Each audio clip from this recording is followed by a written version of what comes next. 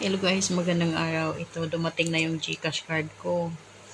In-order ko siya last, I think, 6 days ago or 5 days ago. So, nasa NCR lang naman ako, kaya mabilis lang. So, napakasimple lang mag-order nito guys. Dahil maganda ito kaysa magpa-cash in tayo. I mean, magpa-cash out tayo sa store. Minsan sa 1,000 is 30 pesos or 20. I mean, hindi pareho. So, ngayon, pag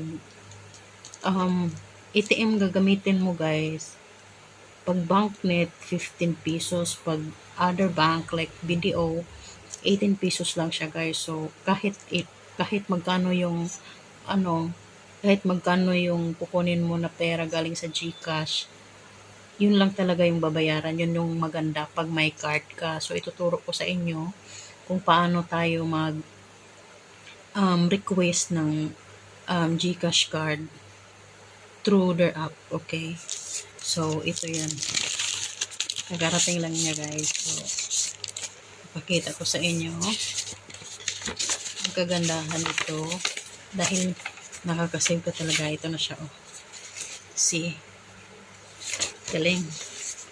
So yan, so may ganito ka na yan. So ituturo ko sa inyo kung paano. So let's go. Napakasimple lang guys, mabilis lang.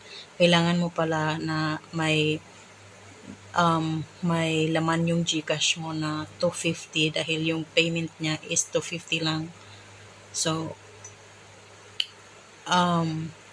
kailangan may laman yung GCash nyo bago kayo mag-apply. So let's go. Ayan, welcome guys. Tuturuan ko kayo kung paano tayo mag-request ng GCash card para maka-withdraw tayo at maka-save sa ating mga cash in, I mean cash out. So dito lang, napakasimple lang, oh. Punta tayo sa GCash mo at click natin yung card. Ayan. So wait lang tayo dyan.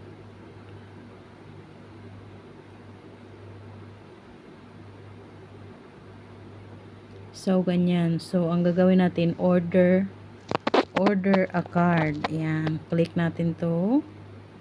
Tapos send me a card.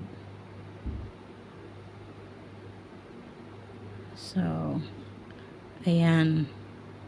So yung registration nyo guys is 250 siya. So gawin mo next. So nandyan na information like yung name mo, full details mo, name, middle initial, at saka kung ano yung nilagay mo sa name mo sa GCash. Tapos number mo, tapos province, municipality, barangay, zip code. Kung hindi mo alam yung zip code sa lugar nyo, pwede kayong mag-google. Tapos address. Tapos i-next mo siya guys.